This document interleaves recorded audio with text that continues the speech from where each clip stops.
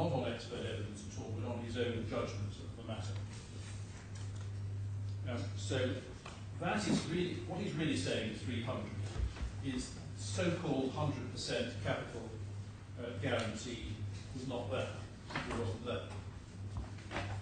He then makes in 301 a different point, which I'll come back to a little later on, just to highlight it at the moment. 301 is a different point. He said, nor did the July 2007 Sarasin notes. So it's only the second tranche he's talking about there, not the first tranche. Nor did they meet Mrs. Al-Hamad's investment requirements. Sets out what they were. It should be A and D, not 1 and 2, but anyway, it doesn't matter. In addition to the matters described in the previous paragraph, there were 2 other factors which made the investment in the July 2007 Sarasin notes unsuitable. First, the irrevocable payment order in favour of ABK made it impossible to use the coupon payments in respect to those notes to service the bank's Sarasin loan. Second, the potential for margin calls posed an additional risk. Now, I'll come back to this. You can see that the point in 300 and the point in 301 are quite different. And I want to start with the 300 point. And looking at my skeleton, if you want to also have that to hand, I pass over, I adopt them, but they're comparatively minor points made in paragraphs 145 and 146. And I'll come to the real meat of this, which is in paragraph 147. So what we say about this paragraph 100 of the judgment is this. 1471, the judge recognised that the notes did provide, another earlier part of his judgment, which I'm going to take you to in a moment, 100% capital protection upon maturity, if the coupon payments were treated as a return of capital. And we say there was no reason to doubt that they were a return on capital. I'll develop that in a moment. We say the judge wrongly held other matters in those early paragraphs, which I'll take you to. I think perhaps I'll take you to those now, going back earlier into the judgment to paragraph 49, where he's setting out in his judgment what are the essential characteristics of these notes. Before I go further, I think I need to refer to those. So 49, he has 9 sub-paragraphs. The first point he makes is true, but I think not particularly relevant. I can't see the relevance of it myself anyway, which is that the return on investment is dependent on the credit of the issuer. So there was a credit risk, initial credit risk involved. I don't need, I think, to read the rest of that. I don't have any problem with it. That's issuer risk. 2, the investment in the note was capital protected only to the extent that, if the notes were held until maturity, the investor would receive, subject to issuer risk, a specified percentage of the notional value, being the difference between 100% and the capital amount already received as coupon payments. There was no capital protection if the notes were not held to maturity. That's true as well, but the whole point was, as normal with structured products like this, that they are to be held to maturity. And we say it was inherent in these notes that they were to be held to maturity. And if they were held to maturity, then, as the first line and a half of that appears to accept, then they were capital protected. Then he refers to number 3, the deeds of pledge, entitling the bank to make margin calls. I don't have any particular difficulty with that. This is margin call risk. That's all quite, we say, standard norm, and I don't have any difficulty with it. But then we get to number 4, I submit that there is a problem. It says, if but only if the coupon payments were treated as a return of capital, with no interest element, could it be said that the notes provided capital protection of the whole amount invested. And if but only if, yes, but why should they, in our submission, why should they not be? This is certainly our expert evidence. The judge didn't accept it, doesn't say why he didn't accept it. Why should the coupon payments not be treated as a return of capital? The evidence was this is quite normal. Another word, interest, is used in some of the notes, but if they were in fact a return of capital, could it be said that they provided capital protection? We say yes, and there's nothing wrong with that. Now then 5 and 6, which is similar, given that the purchase monies were funded wholly by borrowing, the investor needed to service the cost of that borrowing. The effect of the irrevocable payment order, dated 25th June 2007, was that the coupon payments in respect of the right purchased by Mrs. Hamad were to be paid to ABK. That's correct. To the extent that those coupon payments were to be set against the interest accruing on the $50 million which she had borrowed from ABK in order to fund that purchase, they could not properly be treated as a return of capital. We say that's wrong. The judge is confusing their capital nature insofar as they are part of the product sold by Bank Sarasin with their use in order to pay or cover interest obligations owed by the claimants to ABK. The fact that the coupons were used to repay pay interest in respect of borrowing to ABK didn't make them such that they could not properly be treated as a return of capital. That's just wrong. And the same point is made in 6. So the rate notes, were they purchased by Miss Hamad? That's yes. not right. She paid She borrowed million from worth. ABK. He bought 30 That was Mr. Khorafi. Right. He bought 30 million worth and she Oh yes, bought that's 50 right. million. Yeah, right, that's right. Thank you. And then 6, the effect of the pledge agreements with Bank Saracens, the assets pledged including coupon payments, etc. This is now looking at the later ones as well. To the extent that those coupons were to be set against the interest accruing on the monies borrowed by Mrs. Hamad and Mrs. Rifai, they could not properly be treated as return of capital. We say that's the same error. The capital or income nature of them depends on the product, the Saracen product, not on their use that they may be put to once they have been received. Then he says, this is quite correct, certain interest was payable on the loans at variable rate. Coupon payments in respect to the notes were fixed. There was a risk that the variable rate on which interest accrued on the ABK loans would exceed the coupon payments on the right notes. Now that's quite right, and that's why we say, amongst other things, that we didn't ever say to them, we would be mad to say to them, that the coupons could always cover the full amount of the ABK interest, because the ABK interest rates might well have been way higher and quite incapable. What we say is that it's much more credible that this is the case, was that they could be used, of course, for the purposes of paying ABK interest, and that was one of the reasons why coupons were taken by the claimants. Then I don't think I need to dwell on 8 and 9. Depending on this reason now I will, but I wasn't going to. And if I go to judgment at 83,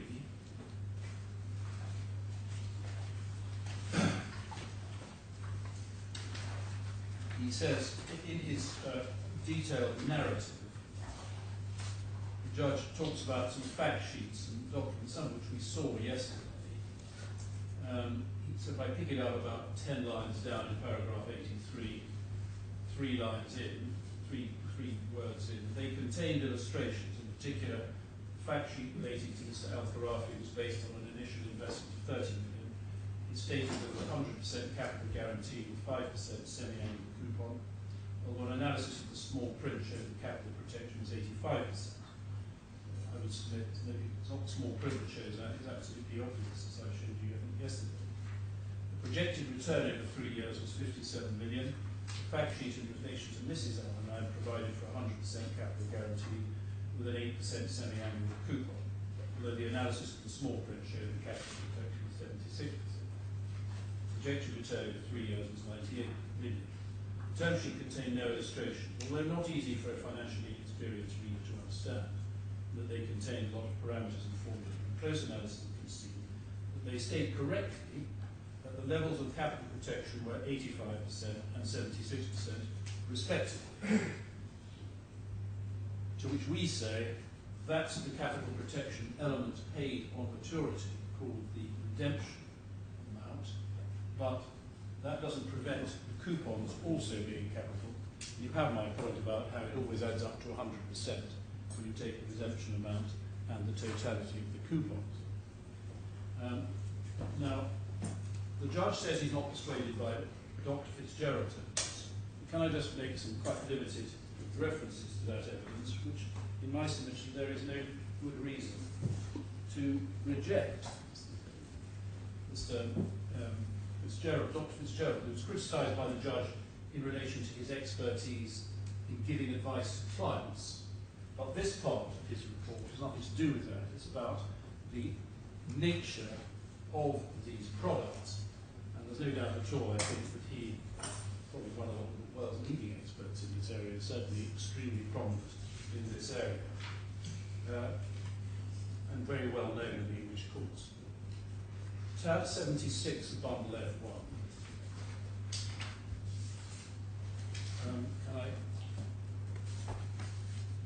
He starts with an executive summary. I'll just pick out a few paragraphs. 2. Sorry, I may be going too fast. You've got it. Yeah, F176. May I have that? Paragraph 2. Any simple capital guarantee product would be confirmed by financial market participants familiar with the risk classification of investment products as low risk.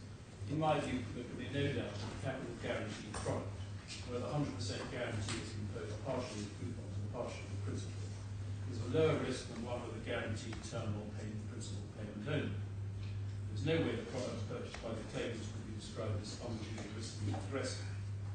The idea that a financial institution could offer a capital guaranteed product with a coupon higher than the prevailing rate of interest, plus a 100% principal guarantee, is fantastical.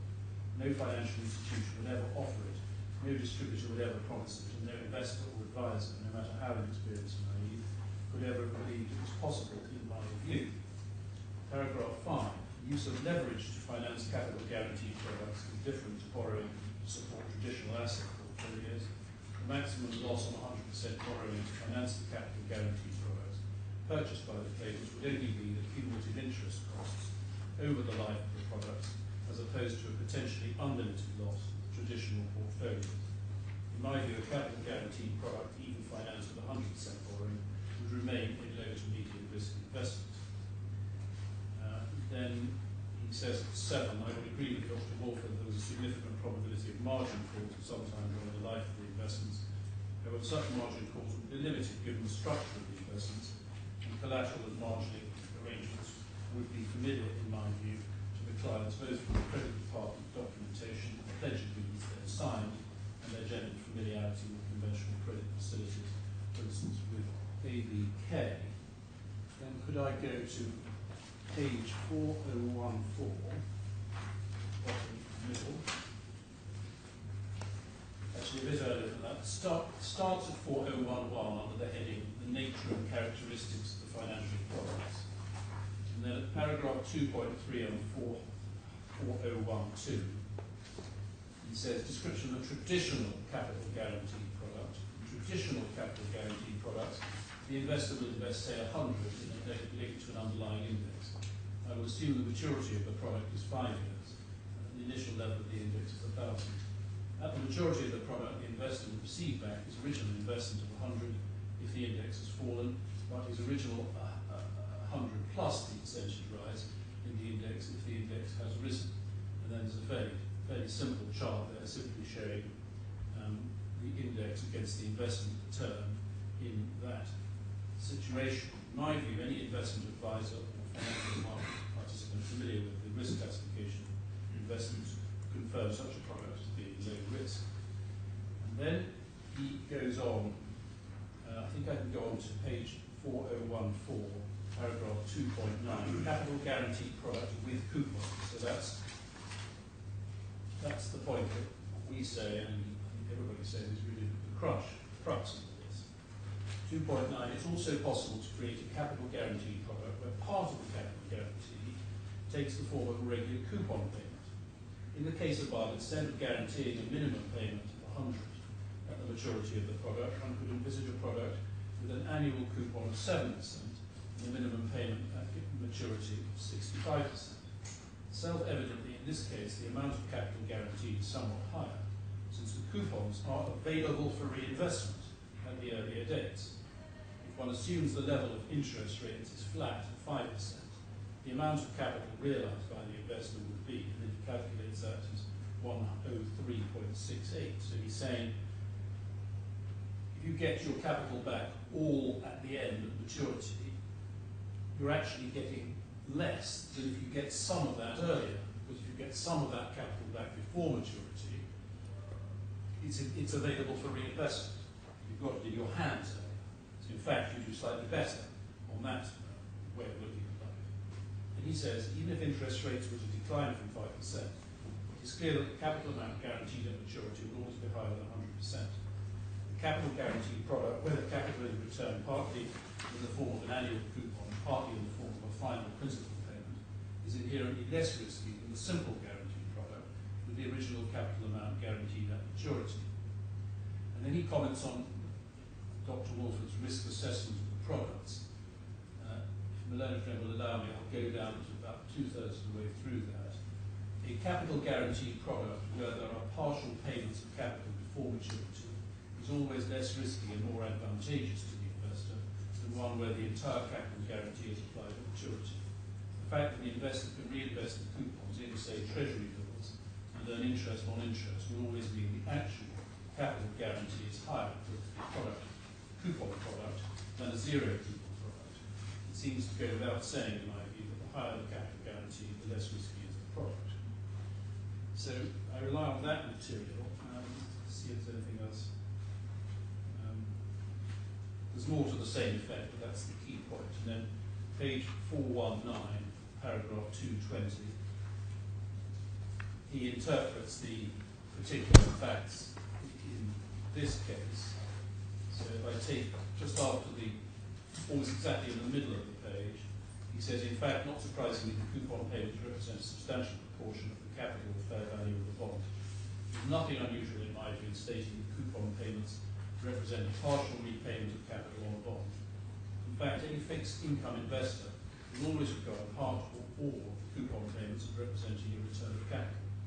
Thus, I do not understand why Dr. Walford says, I've never come across the term being used in this way before.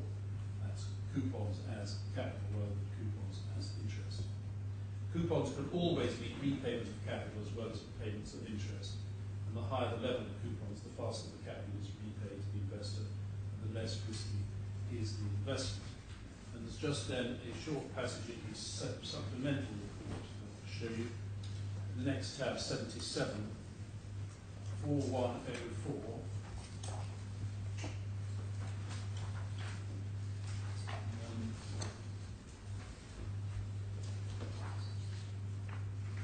Well, I'm not sure that I particularly need, I'm not going to read all this out, but for the record, paragraphs 14 through to 18, he challenges the idea that the investor structure was almost bound to fall, almost certain to fail. I don't think I need to read that out because of time pressures. The passages I really wanted, I haven't read. So one goes back to the judgment. The judge doesn't accept Dr. Fitzgerald's evidence, but there has to be some rational reason for not accepting it. It's not clear what that is. And when the judge, at paragraph 300, those two crucial sentences, in fact, one can see with respect that they're just not right. So, fourth line of 300, given that the income stream was to be provided by the coupon payments, pausing there, well, of course, we say it's capital. There was no guarantee that the capital return on maturity, that's the maturity amount, so 70% or whatever it is, together with any surplus remaining out of the coupon payments after serving interest, would be equal to or in excess of 100% of the capital invested in the purchase. It's just the wrong analysis. What you ought to be saying is, are you bound to get your 100% of capital back? Yes, you are, provided it goes to maturity. Get 70% at maturity, and you get the other 30% in the form of coupons paid in advance of maturity. And the judge's analysis with respect doesn't deal with that. It doesn't really deal with Dr. Fitzgerald's analysis. So then he says whether or not the capital returned on maturity, together with any surplus remaining in coupon payments, would be equal to or in excess of 100% of the capital, would depend on the performance of the underlying index. But he's right if you regard the amount paid on redemption as the total capital guarantee, because obviously it's 70%, as I say, it'll only get 70 to 100 if the underlying basket performs well, and that 70 increases. But our point is not that. Our point is that is purely participation in capital growth. The difference between 70 and 100 is the coupons. So with respect to the learned judge, we say that he hasn't really understood the matter properly, and that his criticism is not a valid one. As Dr. Fitzgerald said, and it's true that Mr. Walford said he'd never heard of this, having coupons as capital. But Dr. Fitzgerald said this is quite common. The judge doesn't accept Mr. Walford and rely on Mr. Walford. Sorry? No, the judge doesn't rely on Dr. Walford, as I said. Doesn't rely on Dr. Walford. Well, he does accept, I'm sorry, but he does accept Mr. Walford's evidence. That's clear from paragraph 354 and 355. Well, this is a different part of the judgment. Well, in this context, the exchange is very incoherent. I can't hear it. And Mr. Elliot. Well, in paragraph 299, he says not relying on Dr. Walford for this part of his analysis. In other places, he does rely, where he's talking about what advice can or should be given to clients. There he does rely on Dr. Walford. In this point about the nature, the characteristics of the product, he doesn't. And it's clear that I won't say more about that. So that's the first point. So what do we make then of 301?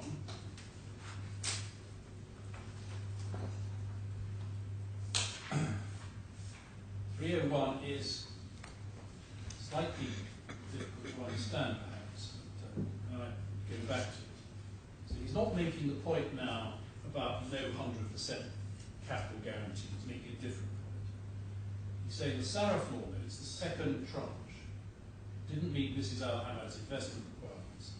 Both 100% capital protection, so that the bank's leverage loans could be repaid, and an income stream that would service the interest payments due in respect of the bank Sarasin loans. Just that sentence states a proposition. And then he says, in addition to the matters described in the previous paragraph, mutatis mutandis, which I believe I've dealt with, there were two other factors which made the investment in the July 2007 Saraf law notes unsuitable. First, the irrevocable payment order in favour of ABK made it impossible, consistently with the obligations thereunder, to use the coupon payments in respect of those notes, I'll come back to what that means in a moment, to service the bank Sarasin loan. Second, the potential for margin calls posed an additional risk. So leaving out for the moment margin calls and looking at the first part of that, the judge is saying there was a failure in relation to the tranche 2 notes to meet the requirements of the second claimant. But the particular point he's talking about here is not in relation to ABK interest, but Bank Sarasin interest. And this point isn't made at all in relation to the first tranche of notes. This is only the second tranche. Because, of course, of the first tranche, the money is came from ABK, not from Bank Sarasin. So he's only talking about the second level here, and he's saying the second point there, third and fourth line, an income stream which would service the interest payments due in respect of the Bank Sarasin loans. So he's saying that couldn't be done, and it seems from his point about the irrevocable payment order that he seems to say it would be impossible because of that irrevocable payment order in favour of ABK. It would be impossible to use the coupon payments. I come back to this phrase, which I don't really understand in respect of those notes. Come back to that in a minute. It's impossible to use the coupon payments to service the Bank Sarasin. Well, I'll come back to that in a minute. But you see the point that he's focusing on, and this reflects his findings on the evidence as to the requirements of Mrs. El Hamad for the second charge, which, just to summarise, are contained in his findings as to what happened at the 22nd of June meeting, starting at paragraph 192, and perhaps more particularly, the meeting of the 11th of July 2007, paragraphs 200 to 206. And I just look at those paragraphs, because the judge is accepting some evidence here, which is quite important to understand. So paragraph 200, he sets out Mr. Al-Khorafi's evidence as to what happened at the 11th of July meeting. And the bit I want to cite to you is paragraph 78 on the next page, within Mr. Khorafi's witness statement. At the meeting, we had a further brief discussion of the leveraging. It was agreed that my mother's account would be leveraged by $100 million, and that the funds would be invested in further structured products, as recommended by Mr. Rafed and Sharif. Mr. Alia and Mr. Nair again stated that the capital protected products they would recommend pay coupons. This is the second tranche, which would always meet the interest payment due on the APK loan, brackets as the first tranche did, and the interest due on the leveraging, the second leveraging, the Bank Sarasin leveraging, and provide them with additional income, as well as repay the APK loan and Bank Sarasin loans in full upon maturity. So what's being said there is these, we were told by Mr. Alia and Mr. Nair, that these coupons on the tranche 2 investments, which are just about to be made, would not only meet the ABK loan insofar as that was outstanding, which it was, but also the new leveraging as well. How the coupons are supposed to do both, one can hardly imagine. Nevertheless, that's the evidence. And Mr. Noor, his assistant, gave very similar evidence, almost word for word, in his witness statement, paragraph 37. Not quite, almost exactly the same words are used and set out in paragraph 201. Now, the judge thinks, wrongly, that Mr. Taha is also supporting that in paragraph 202. Mr. Taha doesn't say that. He says, and this is paragraph 74 and 5, he didn't participate in the discussions at the meeting when he hadn't been at the previous meeting, he wasn't this one. At this meeting, it was said that Mrs. Al-Hamad's account would be leveraged by $100 million, and that the funds would be invested in further structured products as recommended by Mr. Wilder. No discussion as to the risks of leveraging or the impact of the portfolio and the coupon payments in the event that the value of the underlying investments fell. Furthermore, no discussion in relation to Mr. Al-Khorafi and Mrs. Al-Hamad's liabilities and margin payments. And he says this at the meeting, Mr. Wilder and Mr. Nair repeated that the coupon would always meet the interest payment to ABK, not the capital end of the investment, but the ABK. Nothing at all about also repaying the Bank Sarasin loan in the wholly improbable and indeed almost absurd suggestion that Mr. Al-Khorafi and Mr. Noor have made. Mr. Taha is simply saying, yes, this would go as the first one to pay the ABK. The judge didn't notice that difference, and he found in his paragraph 206, he accepted all of their evidence and he rejected all of our evidence. But when we go back to 301, I come back to the point that I slightly parked. What does the judge mean in the sentence beginning 6 lines down about the irrevocable payment order? He says the irrevocable payment order in favour of ABK made it impossible, consistently with the obligations thereunder, to use the coupon payments in respect of those notes to service the Bank Sarasin loan. Now, what does he mean by those notes? Grammatically, one would have thought, and I thought when I first read it, he must be talking about the Sarasin 2007 July notes, not the right notes. He must be talking about those. As a matter of grammar, that's how it seems to read. But that can't be the case, because the IPO, and you can look at it if necessary, but I don't think it is necessary, I'll just give your lordships the reference. It's at H2, tab 144B. That only related to the right notes and the rights of ABK in respect of those notes. Nothing to do with anything else. And so to say, if the judge is saying that the irrevocable payment order in favour of ABK made it impossible to use the coupon payments in respect of the Sarafield notes to service the bank Sarasin, then that can't be right. It didn't purport to do that. So he must mean, which is possible, and perhaps he does mean this, those notes means the right notes, because it was the right notes in respect of which there was this IPO. But how does the IPO, which requires the coupons from the first tranche of notes to be paid to ABK, how does that impinge at all on the ability or not of the coupons from the second tranche of payments to be used to service the bank Sarasin loans?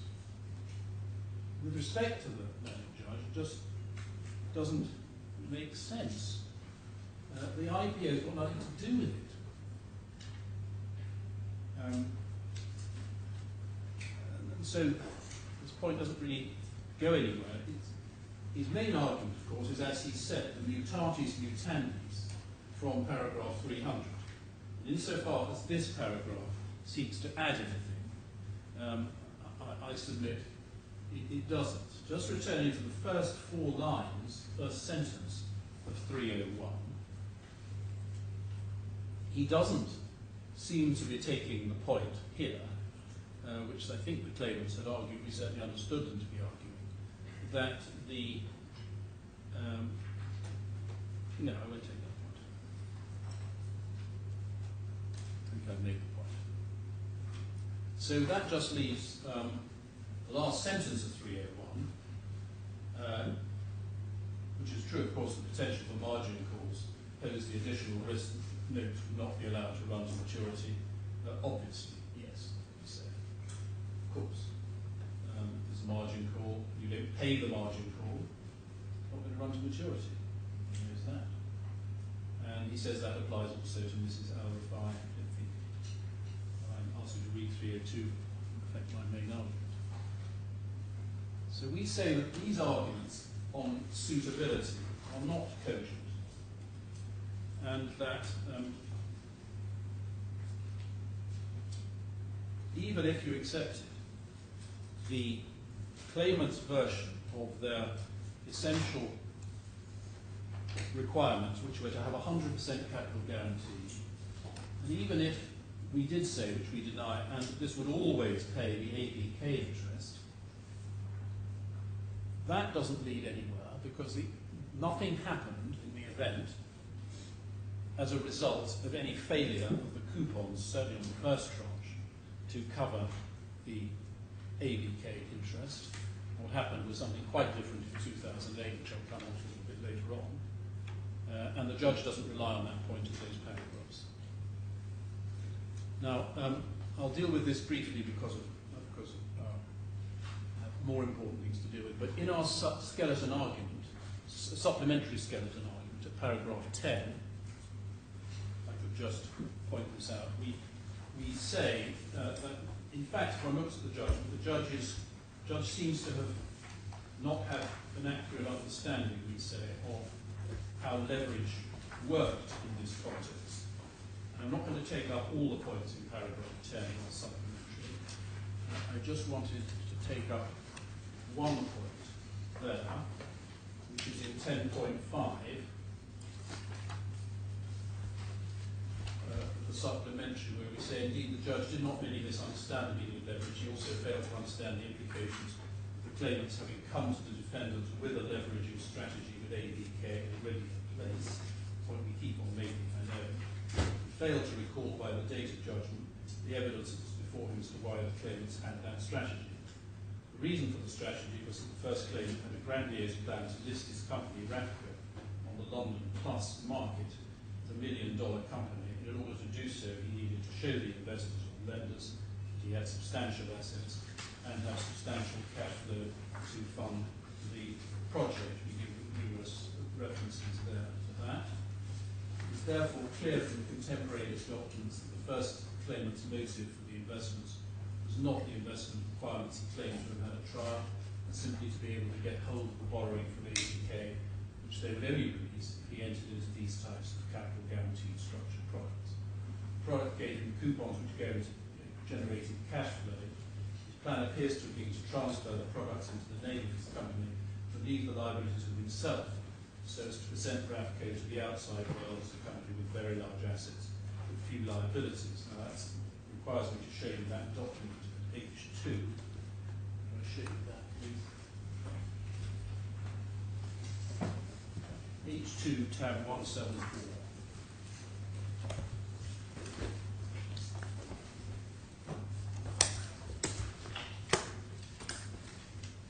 Now, this is a rather obscure document. It's not our document, it's a document disclosed by claimants. So it's in some form or other their document, but we'll see that Mr. Khorafi in his cross-examination said he didn't really know anything about it. But it's their document, that's as far as I can say. It's dated the 9th of November 2007. It's headed Meeting with Saracen Agenda. It's November 2007, so it's after the first two tranches before the third tranche. Clear certificate should be issued from Saracen Bank in which it will certify that Rafco owns an investment portfolio of 400 million, free from any lien or obligations. And then the second bullet, all the debts on the portfolio will be under the personal name of Mr. Rafed, the first claimant. All the coupons on the portfolio will be deposited in Rafco's account with Saracen Bank, except for the first 80 million. What are the necessary actions should be taken in case of any possible communications between Global, I believe that was another bank, Global Bank, I think, and Saracen to investigate the existence of the portfolio, the letter of undertaking, which should be sent to Gulfbank. Now, having that rather obscure document disclosed, I asked Mr. Khorafi about it. Probably put H2 on one side and take up on the D1, please. D1 tab 53.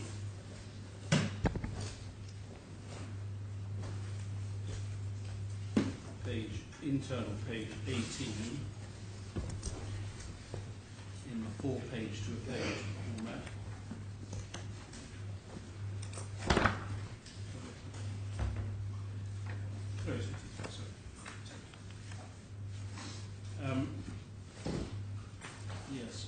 So at page 18, line 11, I asked him about this document. I said, you haven't put it to him.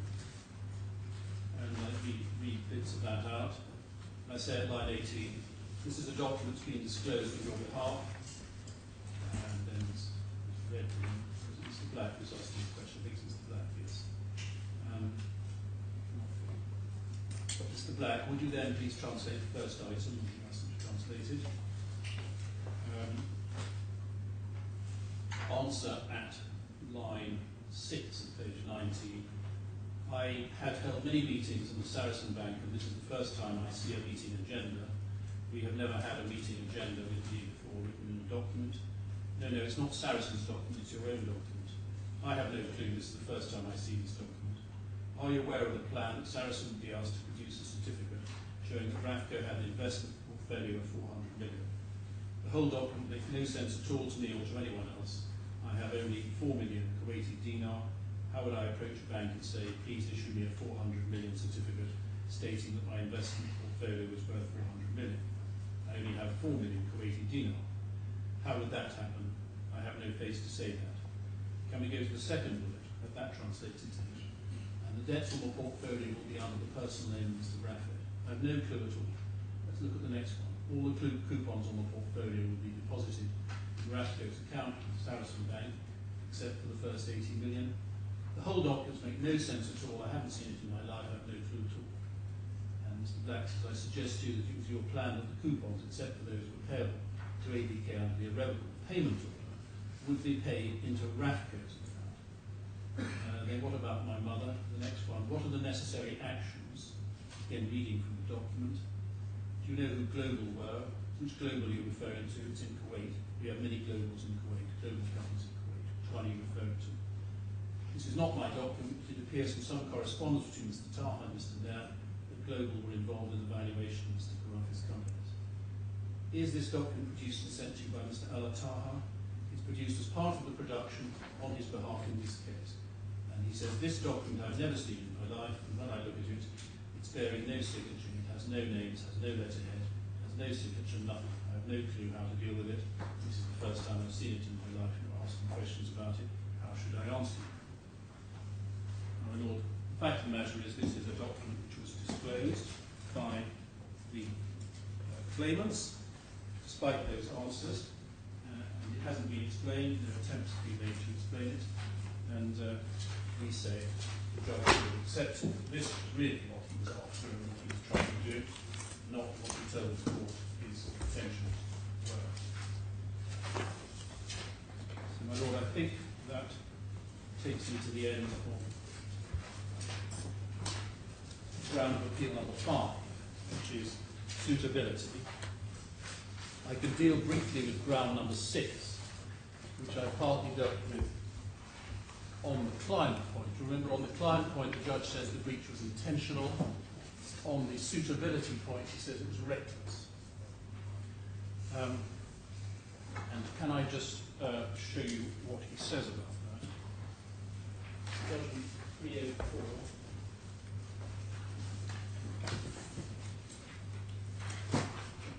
So,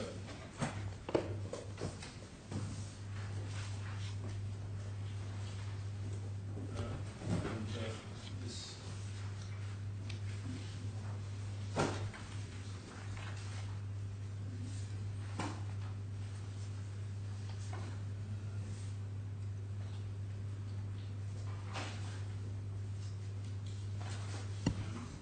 just trying to find a bit that deals with specifically with recklessness point as opposed to the intention. 306. I think it's 306, thank you. Yes, I just wondered if there's anything in 305. 305 is all on the client. So it's 306. It is clear from the evidence given to Mr. Alia that Sarasin-Alpen did not itself give any consideration to the question whether the names which the claimants were advised to purchase were suitable, having regard to their investment objectives and attitude to risk. As Mr. Alia explained, Sarasin-Alpen took the view that consideration of the suitability requirement was not part of its role. Quite true. I held that, in the light of the evidence which I set out earlier in this judgment, Sarasin-Alpen was giving non-generic advice as to investments of credit and was making recommendations. But in the light of Mr. Alia's evidence, it was doing so recklessly, uncaring whether the advice or the recommendations were suitable for the client. Well, that's a most unfair conclusion. All Mr. Alia was doing, the judge doesn't say he did it in bad faith, he was saying, and indeed I say he was right, he's still saying he was right, was that they were giving generic advice, and therefore they didn't have to give advice about suitability. To say that Mr. Alia, just because he took that view, which the judge says was in fact wrong, is thereby, as he's saying, thereby, in the light of that, because nothing else, acting recklessly, uncaring whether they were suitable, is totally unjustified. Otherwise, every time one takes a point in good faith about what one's obligations are and turns out to be wrong, one is acting recklessly. Did he say in his evidence that at the time he thought it was all generic advice that he was giving? I'm sure I know the answer to that. Can I? Because that seems to be the predicate of the judge's conclusion in 306.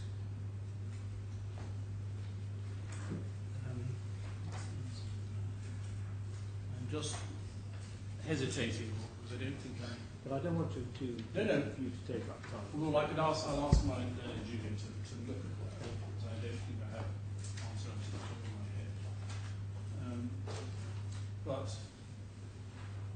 I'm sure he said he thought he was giving generic advice, as the judge recorded.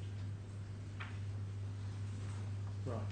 I'm sure about that, but I'll get the references. No apologies. My Lord, at the bottom of this paragraphs 150 and 153 of the skeleton that deal with this. As your Lordship know, and I didn't cite you Derry and Peak, too well known for that. Recklessness is effectively a form of intentional or dishonest activity. This is an accusation, effectively, of dishonesty or something verging on it. We say it is rational to reason because a person thinks they've got no obligation to give advice on suitability. The judge hasn't found that this was a lie on his part, he didn't believe that, so does not give advice on suitability. Their state of mind that they're reckless. A conclusion which fills one with absolute dread. How one's going to define reckless almost every day of the week. So, it's a short point. But again, it's enough to kill off, if I'm right, the claim for compensation under Article 94 in relation to the suitability point, unless the court feels it can somehow substitute negligence for recklessness. But even then, that wouldn't be good enough here, because what's the reason for thinking that Mr. Wally was negligent in thinking that he wasn't, that he was giving generic advice? Did the claimants plead both recklessly and negligently? Probably they did. I can't be sure, but I'm pretty sure they did. I wasn't. I'd be very surprised if their pleas didn't include negligence. And I'm sure they did actually, because this is why I was making the point that negligent here meant grossly negligent. So I'm sure they did. It's not a point against the claimants. But the judge again has nailed his colours to the mast of recklessness. And again, there's no respondent's notice, and by those colours must the matter be judged. So I will now move on to ground 7, which is causation, and similar things, scope of duty, remoteness, mitigation, they all, of course, as usual, are closely interrelated. Now, our skeleton deals with this from paragraphs 154 to 165, and we set out 4 different respects in which the judge got this wrong. But I think that fourfold categorization is not quite as helpful as it might be. May I suggest that I can slightly simplify it? Okay. The first point, before paragraph 155, is the point about margin calls. So we say the real cause of the loss was failure to pay margin calls. And that is the first point I'm going to deal with. If I leave aside for the moment the second point, beginning at 156, which is a totally different argument, that if they hadn't been let down by us, they would have gone off and done similar deals elsewhere. It's a totally different point. Put that on one side. The third point is similar to, but slightly different from the margin call point. This says, well, okay, even if it wasn't caused by the failure to pay margin calls, it was caused by the market developments, what had happened to cause the margin calls to be made, which was the changes in the market, the falls in the market that occurred in September, October 2008, the result of the global crash. Now that point is a similar point, but not quite the same as the margin call point. So I was going to take points 1 and 3 first, and then come back to the totally different point 2. And point 4 is really pretty well the same as point 2, I think, having looked at it, and I don't really think there's any difference between points 2 and 4. I think they're really just 2 ways of looking at the same thing. So broadly, the way I reformulate it and hopefully simplify it is there are basically 2 causation arguments here. One, the loss was caused by failure to pay margin calls and or the unforeseeable financial circumstances that prevailed. Totally different point. the claimants can't say that their loss was caused by what we did, because if we hadn't taken them on, they'd have gone and got these products elsewhere. And basically, that's a different point. So can I take the first type of point first and start with the margin clause? Starting at paragraph 155 of the skeleton. Now, can I go to the judgment,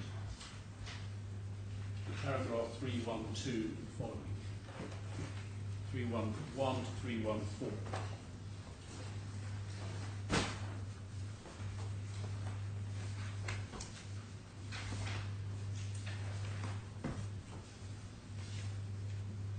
The judge correctly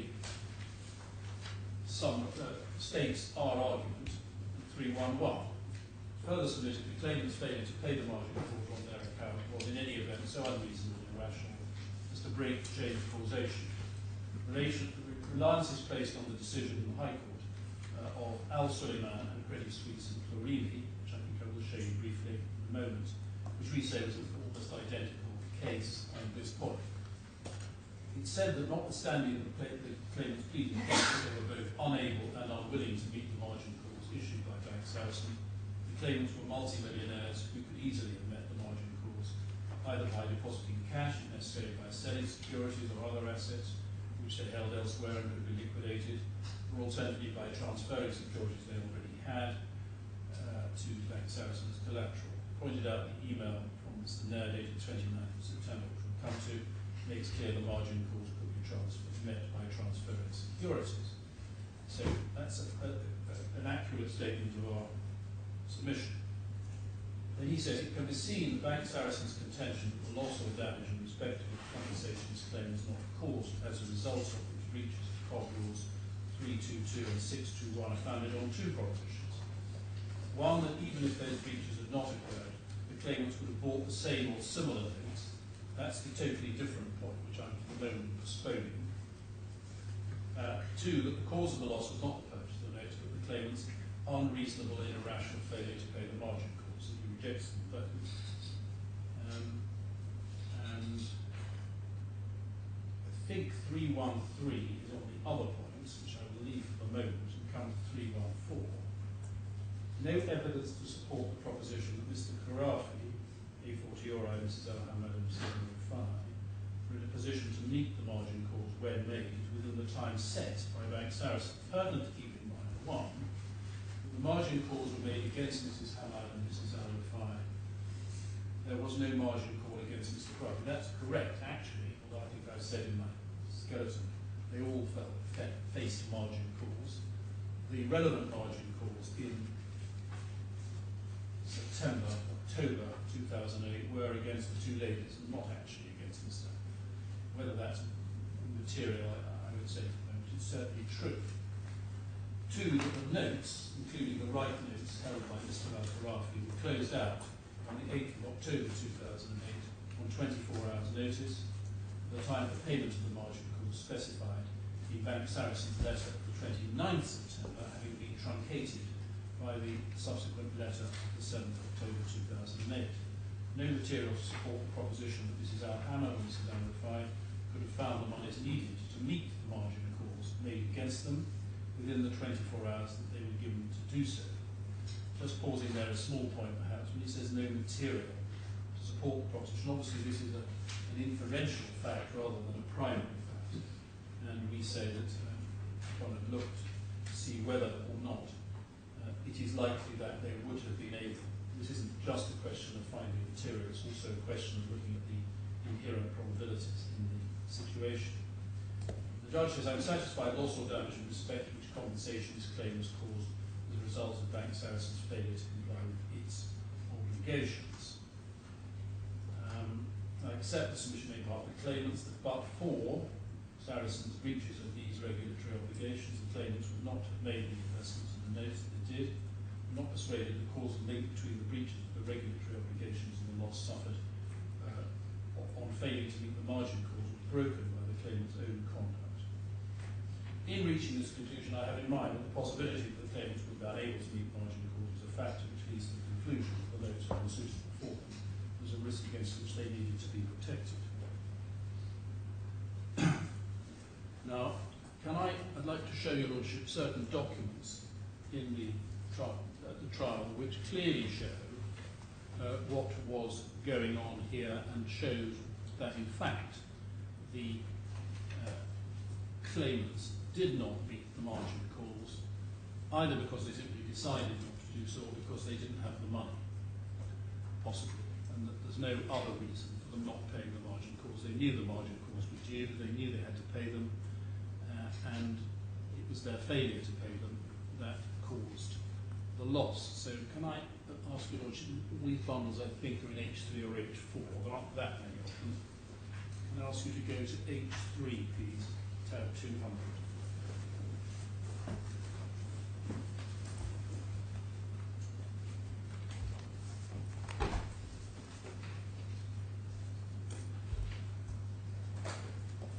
Now you will have in mind that in the previous year, as we saw yesterday, there were two collateral shortfalls, one 10 million in August 2007 and one of 1.5 million in September 2007. I've been over that ground and won't do that again.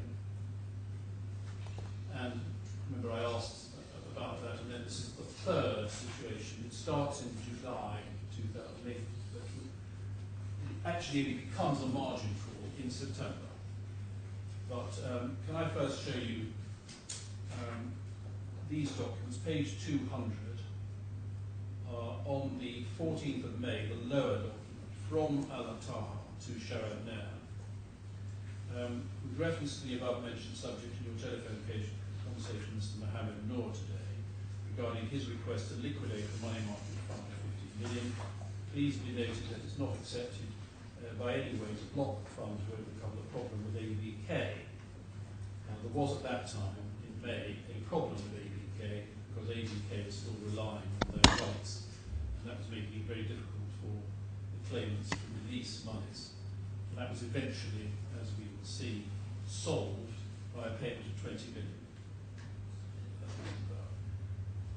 Please be noted that it's not accepted by any way to block the fund to overcome the problem with ABK, especially when approved to invest the fund in the form of capital guaranteed notes and money market funds, which means that BG has already been leveraged. Secondly, in your meeting with Mr. Rafed in his office in Kuwait, you and Mr. Rohit confirmed that you don't have any problems to grant him up to 90% of the value of the BG without any restrictions or even further conditions based on this combination. And we went to ADK, presented all the collaterals, etc., etc. Moreover, I've confirmed with you many times your approval to grant a cash loan up to 95%. So he, on behalf of Mr. Rafed, is looking for a further loan. Mr. Nair replies at the top, at the outset, we very much appreciate your value in this esteemed relationship, and then he deals with the merits of this possible loan. I don't think, unless my own friend wants me to, I need to read until we get to the last 5 lines. This is our account received 27.5 million where the drawdown is placed into investments. Additionally, recently we draw down another 2 million. And then this is the point. Since credit views the whole account as one family relationship, the account is now overdrawn. Hence, there is an urgency to resolve the release of ADK letter of commitment. So he wants more money. D1, Mr. Nair is saying, well, one problem is the account's overdrawn. And this is the beginning of the problems, the financial problems that we get as the matter continues. Now, I want to comment on the one family relationship point. There were cross pledges in relation to these accounts. And in the context of the cross pledges, it is not surprising that the credit reviewed the whole accounts as one family relationship. That's quite different from saying that they were to be treated as one for the purpose of the client requirement, which is quite different. For the purposes of credit, if you have these cross pledges, that we say it's perfectly sensible. Now we see how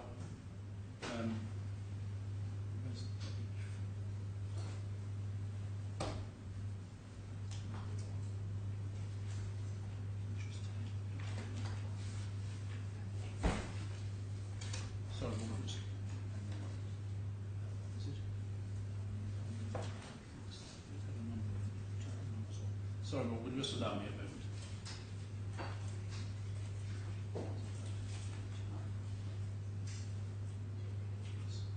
My Lord, in the next document is actually in the 8.4 bundle. It's the document added by the claimants to the bundle at tab 32.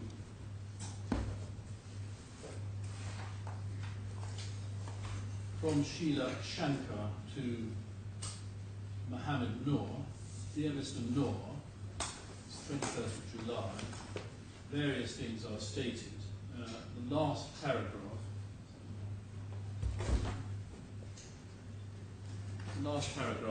post the payment we have done to Al-Ali Bank, we have to book the irrevocable undertaking. Sorry, Page 4 to find out. 32. Page 125. Yes.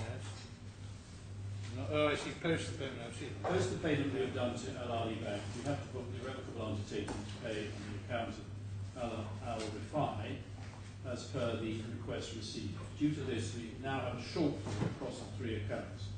The receipt of the attached third-party pledge from Amrah, Abdel, Latif, Hamad in favour of Alia al-Rifai would enable our credited party also to view the three accounts as one family relationship. Then going back, I think you should don't put H4 too far away because we'll have to go back to it in a moment. Yeah. Back to H3 204.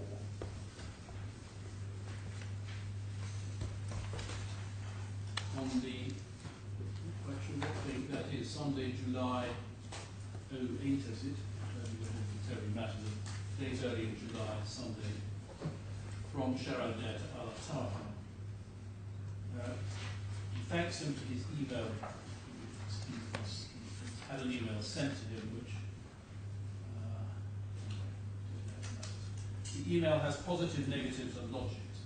As person in charge of providing appropriate financial advice to Mr. Al-Khorafi and his family, it would be beneficial for you to prepare a single Excel sheet as demonstrated below to understand the collateral versus loan scenario. And then he sets out a table with market value of investments, totaling 240.445, collateral value, the haircut, lower, loans 205, and therefore it's out of pocket by 3 million. That's the shortfall between the value of the loans and the collateral value of the investments. Now, this isn't a margin call as yet, but it's a notification of a collateral shortfall payment. I will additionally, as discussed with Mohamed Noor in London, resend all current accounts data, portfolio statements and advices tomorrow. I'm sure as a qualified CPA you appreciate financial issues are resolved using logical live financial data, not hypothetical situations. And then Mr. Taha, the next page, sends a slightly ironic email to Mr. Alia saying, first of all, thank you so much for your respected email. I'd like to thank you for again reminding me I'm a qualified CPA. Really, I wish you to be the same having such a very valuable certificate. Secondly, I'm very proud that one of my highly appreciated decisions during my service to Mr. Khorafi's family as financial advisor was advising them to deal with Sarasin-Alpen, encourage them not to put all their investments, encourage them to put all their investments with you very respected Urban Bank. On the other side, please be noted that using the Excel sheet is really one of my several skills. I've taken an advanced course how to construct a very sophisticated business modules, not simple ones. As far as I know, we can produce several sheets based on what assumptions we do have. If you remember, you promised us in your email, based on your simple sheets, that you will grant us 60 million against our little BGs. 27 bank guarantee, 27 million. And the same sheet has been changed for unknown reasons to reach to a conclusion not to give what you promised. Sheets is just simple equations based on assumptions you assume. Finally, I believe the mutual understanding is the most effective way to resolve any problems. Now, he doesn't point out, he doesn't have any complaint about the fact that the collateral shortfall has been notified. He's got various other points that he's making. He's still obviously trying to get the money that's wanted. He doesn't really address, it must have been quite obvious in July, that there was a collateral shortfall which which was going to have to be, at some stage or other, dealt with, unless, of course, the markets went the other way. Tab 207 are notes made by HSBC who have been brought in by Mr. Khorafi to assist, and a meeting took place in Nice. As we see, this is Dana Tavares notes, I believe, of a meeting held in Nice, as we see from 6726. And the first part of the meeting is simply between her and Khorafi. The second part, Mr. Nair and Mr. Alia join. No, this is HSBC minutes, isn't it? Yes.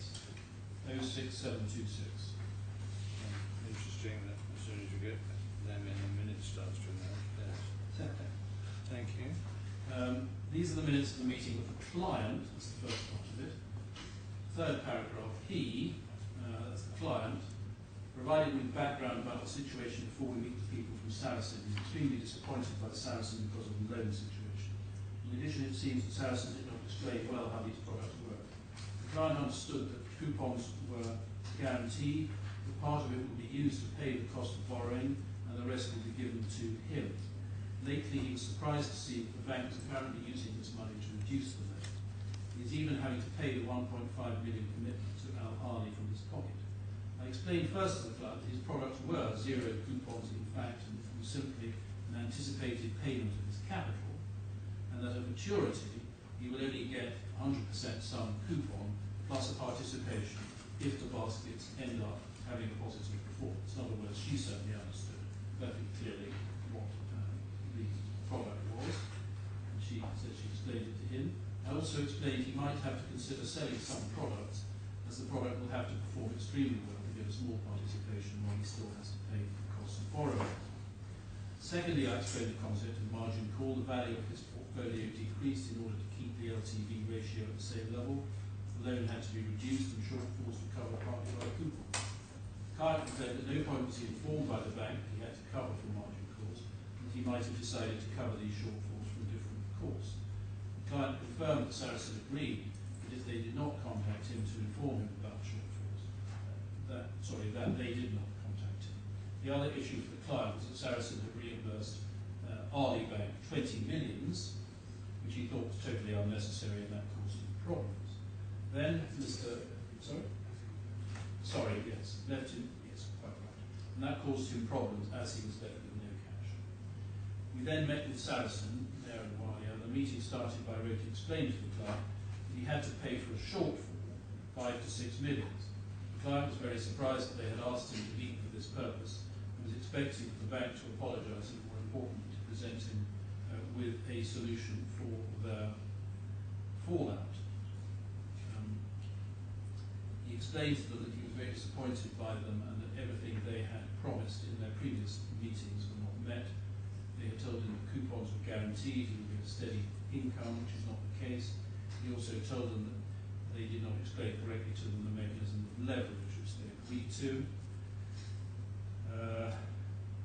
And then they talk about the 20 million. I don't think that's we read more, except right at the end. Sarasin left, and we discussed briefly the client's intentions. He was not keen to carry on working with Sarasin. So where are you now? Right at the very end, on page 6727. Yeah. Before we go there, my learned junior does suggest I read something in the big paragraph at the top of page 6727. About 6 lines down, 5 lines down, in the middle of the page, the sentence begins, the client was also very clear that although he considers Sarasin his first and favourite bank, things might change in the future, and that the 2 billion from the listing are at risk now, as he has an issue in trusting them. He gave them 100 million and they failed in servicing him properly. He does not feel very comfortable to entrust them with 2 billion. His concept is that banks are here to service. He can understand that his portfolio is down because of markets, but cannot accept a bad service. You want to carry on, yes? Sarasin agreed and accepted the loan. Yes, there was an issue about that. It was said in the evidence that we accepted the blame in this meeting, that was, I'm pretty sure, disputed. So certainly that was alleged. We asked them for a solution after a few attempts, one of them being to convince Alia Bank to rephrase the letter. Rafed suggested that he would contact the banks in the region and see if they can improve the conditions that are given by Alia Bank. He will revert to the client on 1st of September. The client agreed, however, expressed his disappointment again in the sense that the bank is taking again his money from a different source instead of providing him with an internal solution. And then the last bit, unless my friend wants anything before then, Sarasin left and we discussed briefly the client's intentions. He's not keen to carry on working with Sarasin, however at this stage he prefers to wait for the listing of the company. Once he has more cash, then deal with the situation. No. Yes.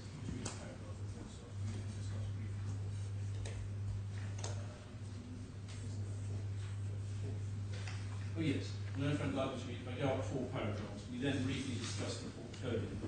I questioned Sharad whether he felt that some of these products had to be sold, i.e. real estate, as it needed a huge performance for the client to get a small participation in maturity, and one had to account for the cost of borrowing. His recommendations to keep the portfolio as such. Now I cited that, there's quite a lot of that which is favourable for the claimant's case, I accept. However, one thing is clear, that certainly from this time onwards, if not before, Mr. Alia fully knew, he said he knew earlier, but certainly from this time, that there was a problem in that he can understand that his portfolio is down because of markets, but cannot accept a bad service. So he's got complaints against us, yes, but he understands that the market is down because his portfolio is down because of the market. He clearly understood that he was out of pocket, that he was in a negative situation at that point, and that something was going to have to be done about it. And he's really saying, yeah, well, I'll wait and see what happens with this.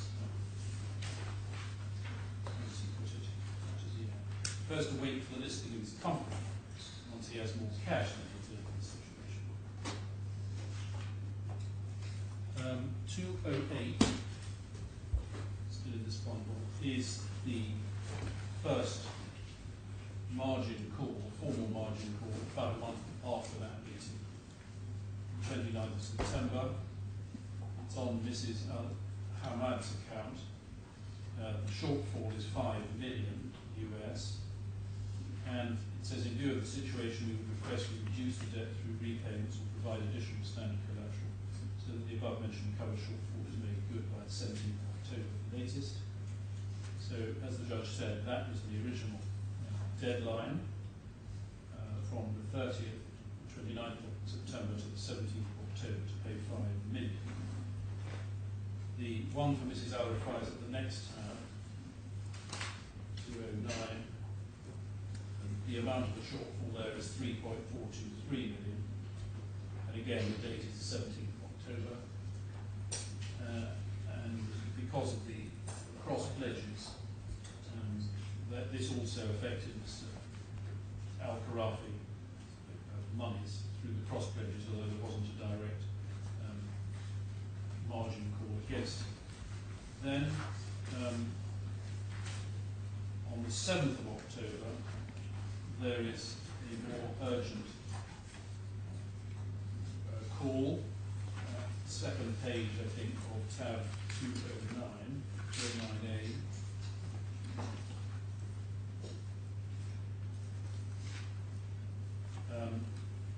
7th of October, and in the first main paragraph, it says basically because of the worldwide market situation, they've had to bring the deadline forward. The last sentence says, therefore, the deadline of 17th October can no longer be given by us, and additional standard collateral needs to be provided by you immediately. So that is an immediate safeguard. There wasn't any doubt about that. Now, could I add to this a document? I think that's all I want from the H3 number. one other document in the 84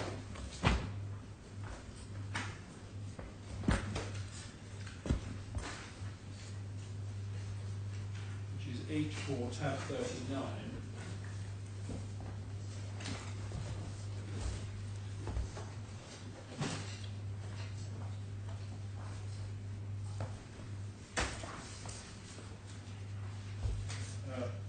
This is at the time, I think, of the first margin call, because we're looking at a message, page 196,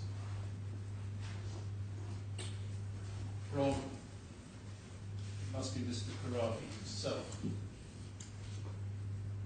to another advisor of his, Mr. Ahmed Omar. I say it must be Mr.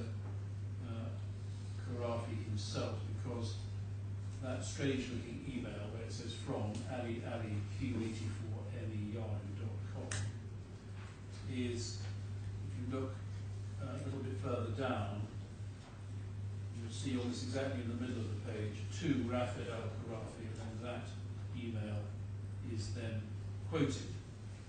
So that appears to be an email. So the first document we're looking at, starting at about the middle of the page, is from Sharad Nair to Rafed al-Khorafi at that email, Q84, and to Alia and to various others. And that is the text, in fact, of the margin call. So that was one of the documents that was sent out on that day, 29th of September. And then the second part of this is the matter being forwarded from Mr. Khorafi to his advisor, Mr. Ahmed Omar. So he's received the margin call, received a copy of it, and he then says, this is the point, the reason I'm going to this document, he says, hi, what do you think I must do? That's the content of the email he sends to Mr. Ahmed Omar. Yes, I've not seen that. Just below. Still on 196. Yes, just below the higher of the two hole punches. Yes. Your Lordship should see after subject FW 600561. Yes. Hi, what do you think I must do? Your Lordship not have that. Yeah, must be looking in the wrong place. Yes, but I thought this had been sorted out. There are two versions of this document. I thought I was I mean, I have an address at the top from Ahmed Al-Amani to yes, it looks like we were told, my instructing system was told by the solicitor on the other side that this was being replaced. There is some confusion about this, but this is definitely the document we had at the trial, and I've made it very clear. No, but Latif hasn't got a copy. Well, it's lost on me at the moment. Okay. Yes, we've got copies. We had thought that they would be put in. It's not surprising your Lordship couldn't see it. Can I just hand these up?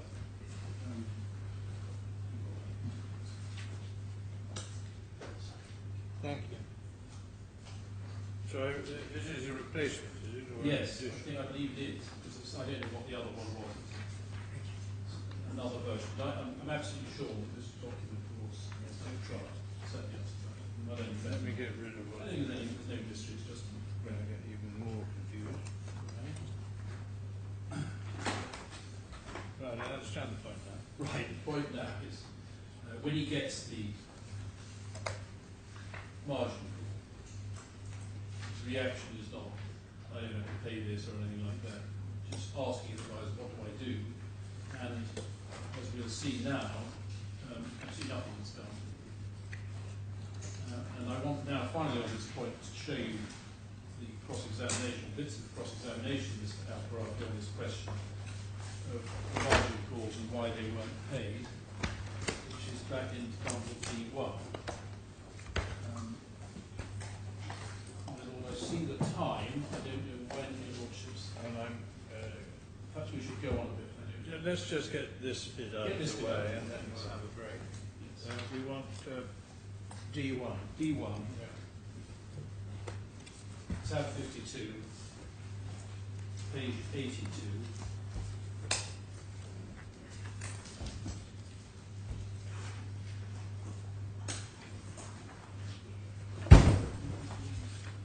Yep. Now, I will have to ask your lordships, I can't deal with all of it now, to read from 152, page 82. internal page 82. Yes, one, we've looked at this before. we looked at part. Well, I've marked a whole of these Yes. pages. Oh yes, we have looked at quite a lot of this. Yeah.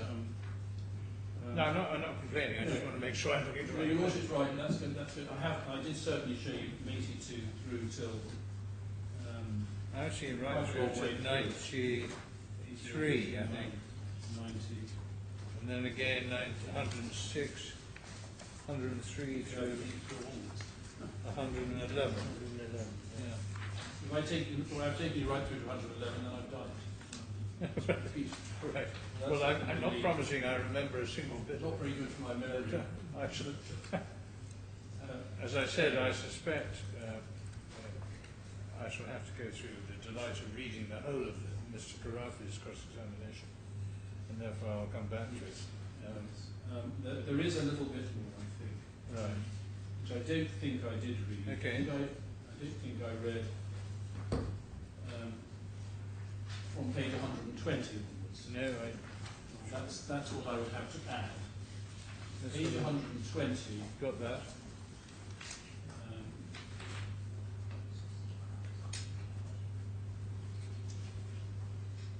Okay, pick it up at 120, line 17, line 40.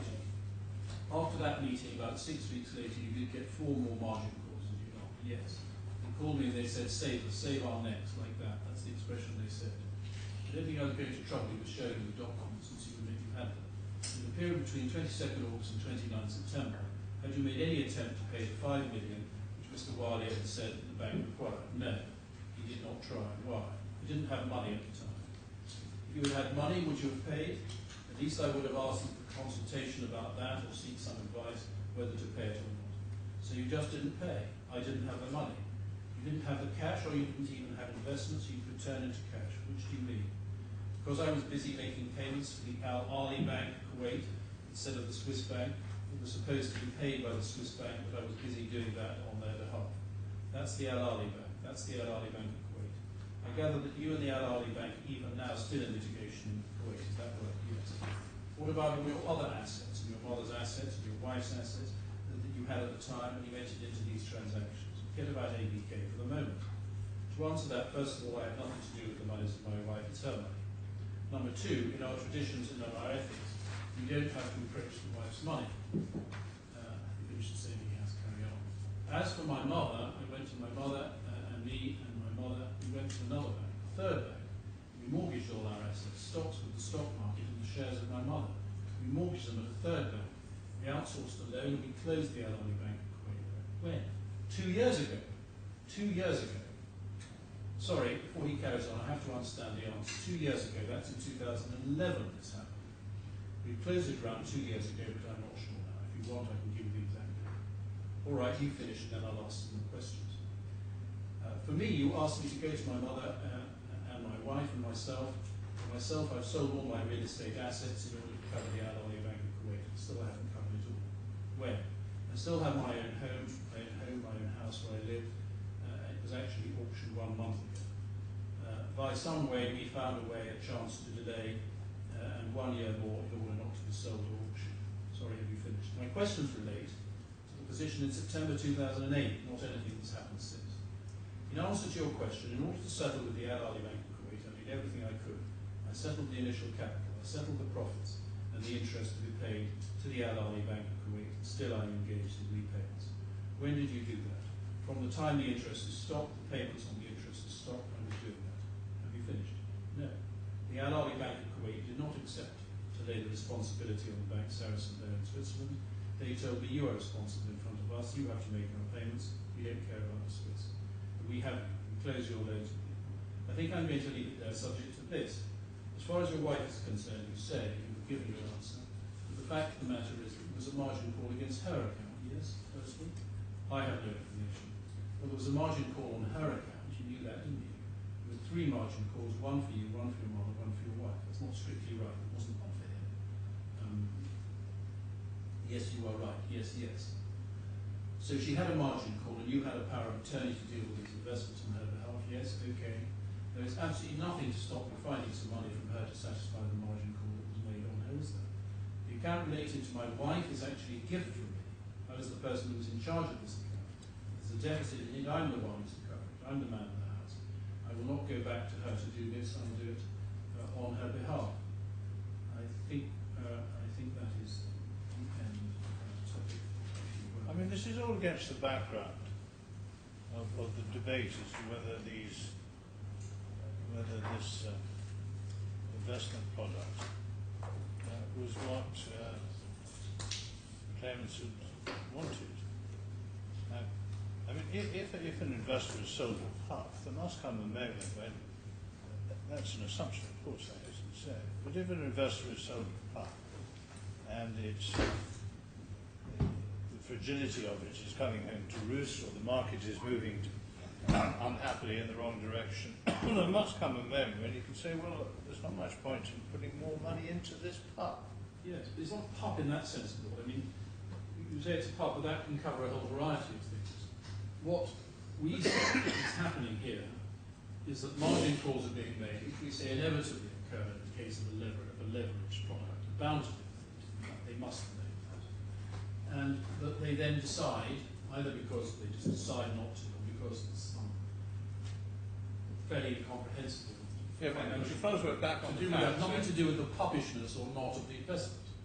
But it's their case. I know you say it's an absurd case. I follow that. That they didn't anticipate that there could be any call on this investment,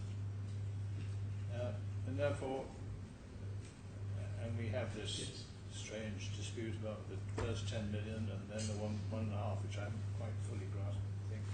And now we've got this further margin call. Now the whole response to a margin call is going to be affected, isn't it, by what the investor thinks he has bought. Well, in relation to the margin point, yes, but not otherwise. And my answer to that would be this. If your lordships think, which we say is fantastical, that there really could never be any margin calls at all, the whole idea of margin calls is something that they certainly weren't warned about, Right. then yes, I follow you. Yeah. If, however, which for the most part is the case against us, possibly the leading case, I don't think the margin point was pleaded, but maybe it was. But certainly the main point against us is that we didn't satisfy their requirements by giving a guaranteed 100% capital. Well, they made both complaints to HSBC. Yes, they make them. I'm not saying they don't. I'm not saying that's correct. I'm just trying to see how far the mitigation point goes. I mean, this is the mitigation issue. Well, I put it as causation. All right, causation. Rephrase them. Things are going downhill. You could have stopped the bus going downhill by simply putting more money in.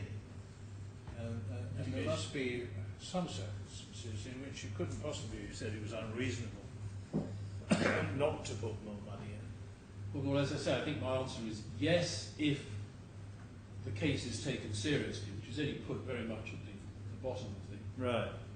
That they weren't warned about margin calls. Right. The whole idea of a margin call was something that was outside the risks they thought they were taking on.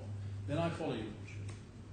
But if that point is put on one side, and that certainly is not the main gravamen of the case against us, if the real case is this point about they weren't 100% guaranteed that you would get your money back at maturity, we say that on that point, then the margin calls have got nothing to do with that. They are just the inherent consequence of having leverage. And that's a different cause from the faults coming home to roost inherent in the product, which they're essentially complaining. Well, I'm sorry, I must stop this. No, not at all. No? We'll take a break now, if we may. I'm assuming I've spoken to Mr. Malik, but where are we on time? Well, we're on time that I'm going to have to finish today. Yeah. That may take me slightly over my 12 hours, although I'm not sure much.